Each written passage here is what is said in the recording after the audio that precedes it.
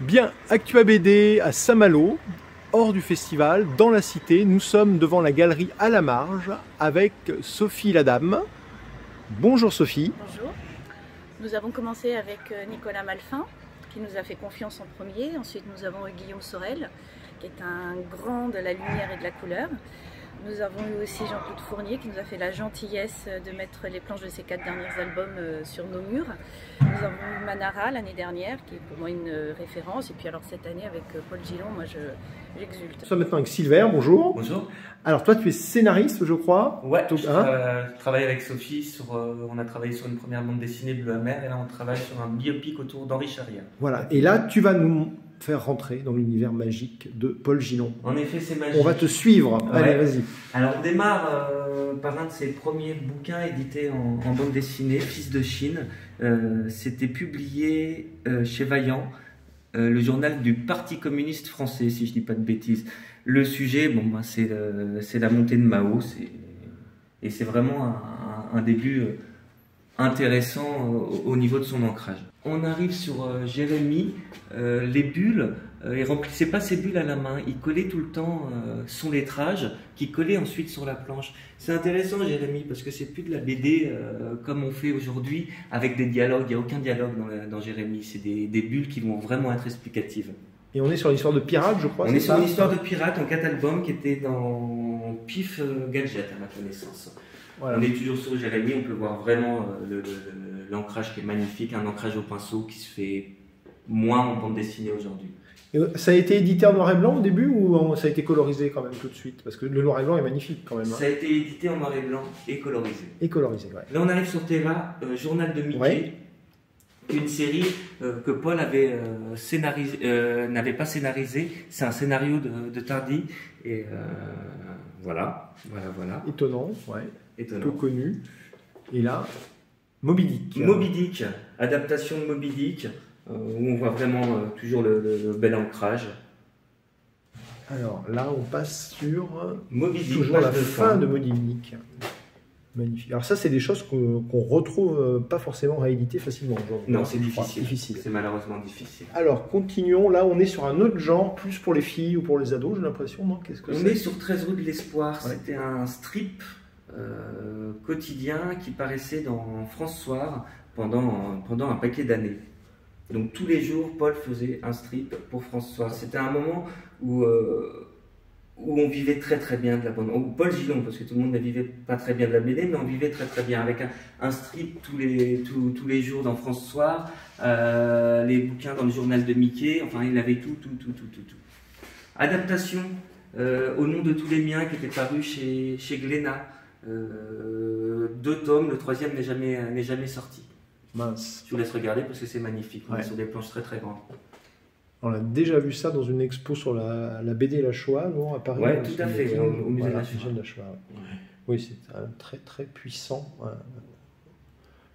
Alors là, vous avez un petit classeur, on peut peut-être voir des choses un peu inédites. Ah, des choses un petit peu inédites.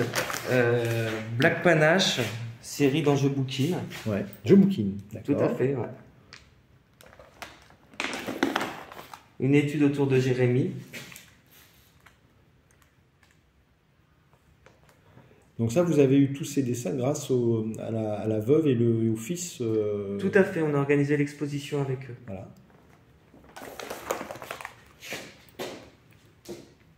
Ça c'est intéressant, c'est des publicités qu'il avait fait pour Alstom. Voilà. Pour Alstom, d'accord. Tout à fait. Et quelques strips, toujours de 13 rue de l'Espoir. Je crois qu'il avait fait aussi des choses de la bibliothèque verte. Est-ce qu'on a des traces de ce travail? On a des traces de couverture. Que je voilà. Tout de suite du Club Dessin qui sont magnifiques. Ah oui, le Club Dessin. Donc tout le monde a lu ça au moins une fois et on se rappelle de ces couvertures avec ces personnages et leurs chiens qui vivaient des aventures assez extraordinaires. Qui s'appelait Dagobert. Dagobert, le chien, voilà. Ok, très beau. Voilà. Alors, ensuite, donc visite la galerie, vous avez plusieurs espaces d'exposition. Voilà, au travail, en train de dessiner. Voilà, bonjour, bonjour. Et alors, le temps des copains. Le temps des copains entre 62 et 64 dans le journal de Mickey. Alors là, c'est vraiment impressionnant au niveau du format. Là, on est sur du 110 par 75. On est vraiment sur du grand format. Okay. On va parcourir un peu ses albums sans sens chronologique. La Veuve Blanche, album qu'il avait fait, un one-shot qu'il avait fait chez Air Libre il y a quelques années maintenant, au début des années 2000. Il faut dire qu'il aimait bien dessiner les femmes quand même. Hein. Il aimait bien dessiner les femmes. Voilà, c'est évident. Le Léviathan, série en 4 albums. Ouais. Paul Gillon, de toute manière, a abordé tous les styles en bande dessinée, que ce soit de l'aventure, comme on a vu avec Jérémy, de l'historique, de la presse, de l'érotisme, jusqu'à la science-fiction. Et il faisait parfois ses scénarios, alors l'érotisme... En l'occurrence, que vous regardez sur le Léviathan là actuellement, c'est lui qui avait fait le scénario. Voilà, il écrivait ses scénarios, c'est ça qui est... Là, cette planche, je ne sais pas si vous l'avez montré déjà, c'est sur la série Quintette, tome 2, série qui avait vraiment marché en 2005. Ok. Pour rebondir sur les séries qui ont vraiment marché récemment, nous avons une page du décalogue. Oui. Ou de l'ordre de Cicéron. Le décalogue, on est dans les années 2002. Oui. Voilà, c'est ça. Sur un scénario de Giraud. De Giraud, exactement.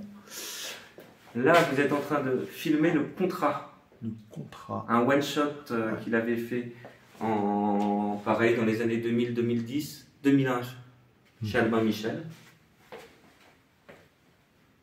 Ok. Alors, je vous suis. Jeanne la Pucelle.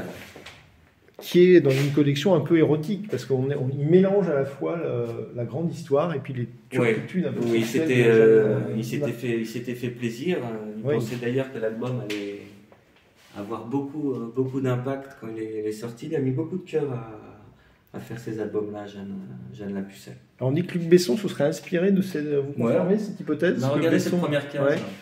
On dirait la jeune. C'est quand même majestueux. Ah oui, il y a un sens de la mise en scène et de l'action, de l'énergie de l'action, effectivement.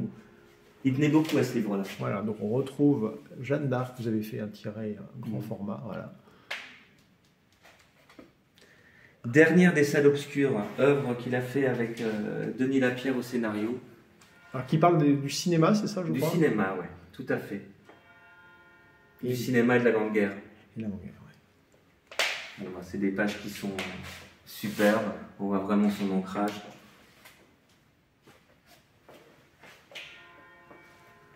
Publié chez Air Libre. Chez Air Libre, on trouve toujours, mais c'est vrai qu'il y a peu de mots et beaucoup d'émotions. Hein, c'est ça qui est très chouette. Donc, une réédition chez Air Libre, on peut le retrouver. Alors, effectivement, on peut s'amuser à comparer la couleur, se dire que c'est aussi beau en couleur, mais c'est magnifique en noir et blanc. Tout à fait. Hein, voilà. La survivante, un de ses plus grands succès. De la SF encore érotique, non? De la SF érotique, voilà. Tout à fait. Ouais. Dans les années 80. C'est là où on voit une femme faire l'amour avec une machine, je crois. Ça avait un peu... Exactement. Dans l'école des savanes, non, me semble-t-il. Oui, exactement, dans un Paris déserté. Avec, voilà. Et donc, on retrouve le personnage ici. Voilà. Quelques histoires courtes que Paul avait fait pour Métal Hurlant. Et oui, la revue qui revient. Alors, est-ce que ces histoires courtes, on les retrouve aujourd'hui, peut-être en album ou pas? Actuellement, je crois que dans le numéro 2 ou 3 de Métal, ils ont remis un peu le Gillon Métal. Merci. Oui. Ouais. Ça serait bien de les retrouver en album aussi, mais voilà, toujours les machines, le futur et là, je crois qu'on est sur sa série peut-être la plus connue. On est sur sa série la plus connue, Les Naufragés du Temps, en 10 albums, qui a commencé avec Forest au scénario.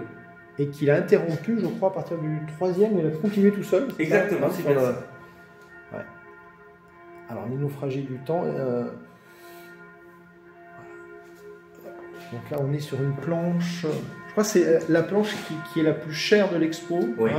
Vous nous donnez une gamme de prix, d'ailleurs, on n'a pas parlé argent jusqu'à présent, mais peut-être... on peut trouver un petit dessin de Paul à 500 €, on a des planches qui vont démarrer à 2000 €, mais on peut finir, oui, à 7 000 € pour des planches de cette qualité. Voilà. Alors, cette exposition, elle dure jusqu'au 17 octobre. Voilà. Et les planches sont en vente encore après ou ça... Non, les planches vont retourner dans la famille et dans les cartons. Dans les cartons. Voilà, donc peut-être donner quelques éléments, votre adresse pour les gens qui sont à Saint-Malo. Gasnier du Parc à Saint-Malo intramuros. Voilà.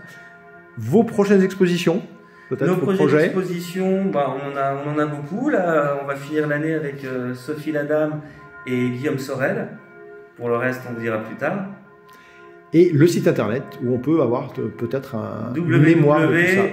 alamarge-galerie.fr. Voilà, bah merci, une belle découverte, on va dire, en dehors du festival de Saint-Malo, mais dans le beau cadre de Saint-Malo et son église dont on entend le clocher. Merci. Merci.